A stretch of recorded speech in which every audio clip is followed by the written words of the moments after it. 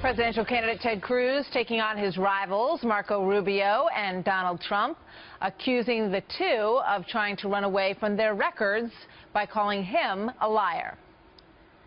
For some reason, I think his team has said, if anyone points out your record, just scream liar, liar, liar, and attack. Now, I don't intend to respond in kind. I'm not going to insult Marco or Donald or anyone else. It's important for voters to know truth. And so when someone says something about me that's not true and does so repeatedly, as he did, for example, to Ben Carson when he paid for these robocalls to go into Iowa and say that he was dropping out of the race, it becomes a disturbing pattern. And so I've addressed that and will continue to, because it's an important factor in the race.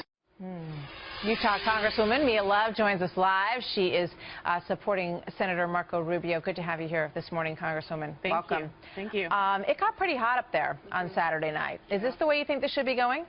This is what I call silly season when it comes to, I mean, people are getting desperate. They're getting a little frustrated. They want the record set. I mean, I know this is, this is something I deal with in my own state, where you want to make sure that people are reflecting your record correctly. And so, you get it on both sides of the aisle. Just a few days ago, or if it weren't recently, Hillary Clinton started barking at one of the events that she was doing. I mean, it just gets a little crazy. And you think that's silly? It's silly. It gets a little crazy.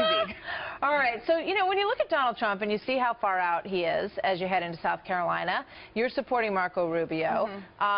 What do you make of his numbers in South Carolina? What do you think is attracting the people there so strongly to what he's having to say? Well, look, people are angry. They're really frustrated because all of Washington is literally taking the decision-making away from them.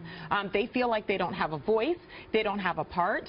I've always told people that if you're not getting involved, if you're not raising your voice, then you risk you have the risk of someone inferior making those choices for you. So that's why they're frustrated. But I don't think we need that in a leader. As a matter of fact, I think we need the opposite. And the reason why I've supported Marco from the beginning and now is because he's the only one that actually has a positive agenda moving forward. In every moment, there's a possibility of a better future.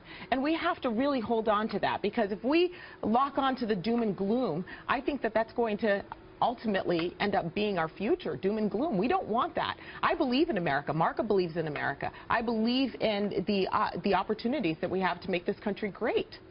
So Donald Trump basically said, that he doesn't think that Marco Rubio has the stuff to stand up to Vladimir Putin. He said, I stood next to him at that debate. He was sweating. How is he going to walk in and talk to Vladimir Putin like that? I'm the guy that you want walking in there and talking to Vladimir Putin. And you know what? A lot of people out there seem to be agreeing with that.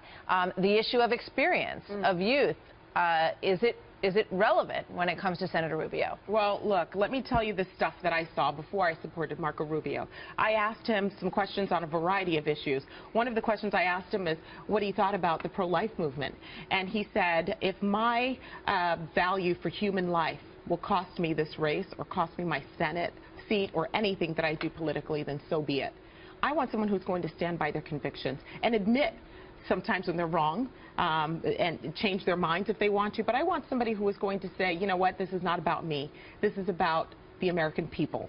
We need someone fighting for them. And that's what I want to see in a leader. I want to see someone who is saying, this is not about me, this is about the American people. The people who are looking for work, the people who are frustrated, the people who are seeing that prices are going up in the grocery store and their paychecks aren't reflecting that increase. It's just, people are frustrated, and we need a positive leader that paints a positive agenda moving forward, and someone who's going to get something done. Work with Congress, work with the American people to get things done. You work on the Hill with Senator Ted Cruz as well. Why did you not choose to support him? Well, again, this is all about winning. I went with the candidate that I believe is going to win a general election.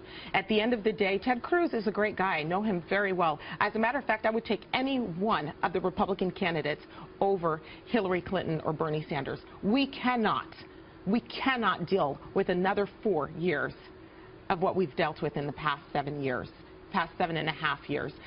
These policies have really, the administration's policies have really hurt our country. What do you say to those who say that some of these people need to drop out, that there needs to be one galvanized candidate against Donald Trump at this point? Well, you know, what I would have liked to have seen are the Republican candidates sticking together, talking about what would work for this country and really going against the negative policies of the current administration and Hillary Clinton and Bernie Sanders.